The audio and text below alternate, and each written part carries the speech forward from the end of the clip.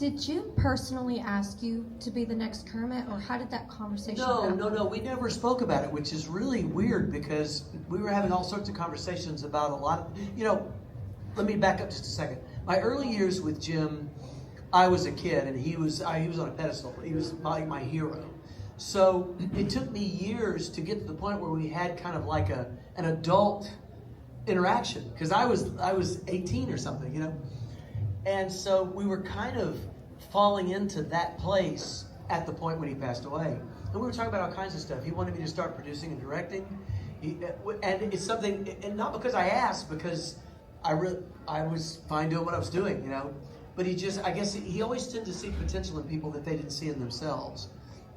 And we were talking about other projects and new ideas and new characters and many, many things.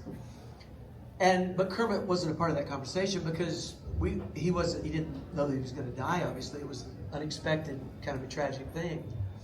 But evidently, from what I heard from his wife, Jane, he had come to Frank Oz, who was his right-hand person, and said this to Jane also. Because he was at that point in 1989-90 selling his company to the Walt Disney Company, which didn't happen when he died, but he was in the middle of that deal. He had said, I think I might become too busy to continue to be Kermit, because he was coming in at that point like a new creative force within Disney. There was no Pixar, there was no John Lasseter, none of that had happened yet.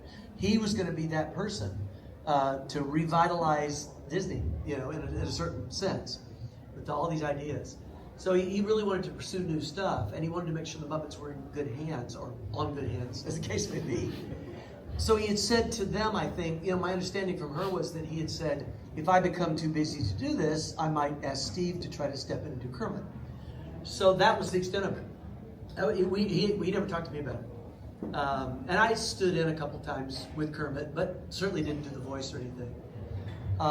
But as I said, I was always drawn to his characters. I felt a kinship with that character.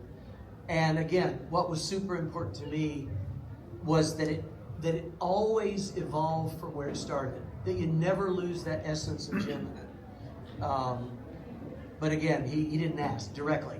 So afterwards, I found out all this other stuff that he'd been talking about it, at least the mention.